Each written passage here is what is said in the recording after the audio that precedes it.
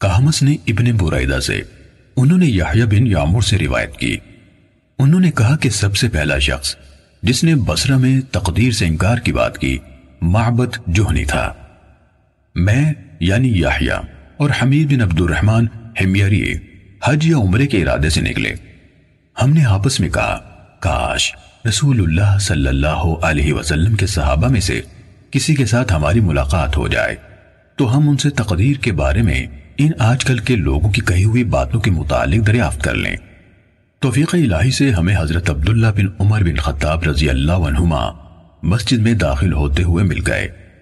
میں اور میرے ساتھی نے ان کو درمیان میں لے لیا، ایک ان کی دائیں طرف تھا اور دوسرا ان کی بائیں طرف۔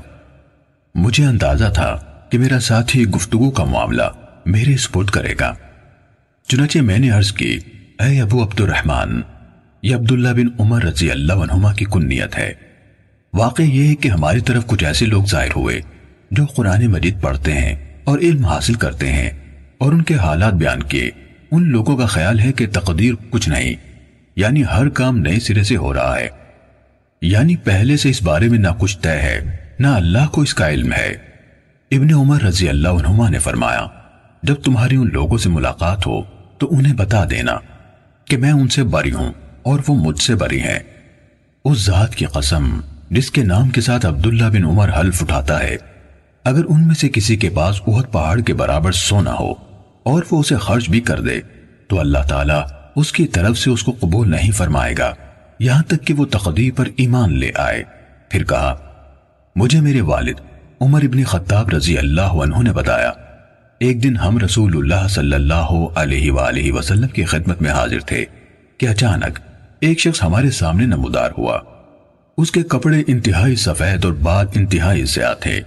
اس پر سفر کا کوئی اثر دکھائی دیتا تھا، نہ ہم میں سے کوئی اسے پہچانتا تھا، حتیٰ کہ وہ آ کر نبی اکرم صلی اللہ علیہ وسلم کے پاس بیٹھ گیا اور اپنے گھٹنے آپ کے گھٹنوں سے ملا دیے اور اپنے ہاتھ آپ صلی اللہ علیہ وآلہ وسلم کی رانوں پر رکھ دیے اور کہا، اے محمد صلی اللہ علیہ وسلم، مجھے اسلام کے بارے میں بتائیے۔ رسول اللہ صلی اللہ علیہ وسلم نے فرمایا، اسلام یہ ہے کہ تم اس بات کی گواہی دو کہ اللہ تعالیٰ کے سوا کوئی عبادت کے لائق نہیں اور محمد صلی اللہ علیہ وسلم اس کے رسول ہیں۔ نماز کا اہتمام کرو، زکوٰۃ ادا کرو، رمضان کے روزے رکھو، اور اگر اللہ کے گھر تک راستہ طے کرنے کی استطاعت ہو تو اس کا حج کرو۔ اس نے کہا، آپ نے سچ فرمایا۔ حضرت عمر رضی اللہ عنہ نے کہا، ہمیں اس پر تعجب ہوا کہ آپ سے پوچھتا ہے اور خود ہی آپ کی تصدیق کرتا ہے۔ اس نے کہا، مجھے ایمان کے بارے میں بتائیے۔ آپ نے فرمایا، یہ کہ تم اللہ تعالیٰ، اس کے فرشتوں، اس کی کتابوں، اس کے رسولوں اور آخری دن یعنی یوم قیامت پر ایمان رکھو اور اچھی اور بری تقدیر پر بھی ایمان لاؤ۔ اس نے کہا، آپ نے درست فرمایا۔ پھر اس نے کہا، مجھے احسان کے بارے میں بتائیے۔ آپ نے فرمایا، یہ کہ تم اللہ تعالیٰ کی عبادت اس طرح کرو گویا تم اسے دیکھ رہے ہو، اور اگر تم اسے نہیں دیکھ رہے تو وہ تمہیں دیکھ رہا ہے۔ اس نے کہا، تو مجھے قیامت کے بارے میں بتائیے۔ آپ نے فرمایا، جس سے اس قیامت کے بارے میں سوال کیا جا رہا ہے وہ پوچھنے والے سے زیادہ نہیں جانتا۔ اس نے کہا، تو مجھے اس کی علامات بتا دیجئے۔ آپ نے فرمایا، علامات یہ ہیں کہ لونڈی اپنی مالکہ کو جنم دے، اور یہ کہ تم ننگے پاؤں، ننگے بدن، محتاج، بکریاں چرانے والوں کو دیکھو کہ وہ اونچی سے اونچی عمارتیں بنانے میں ایک دوسرے کے ساتھ مقابلہ کر رہے ہیں۔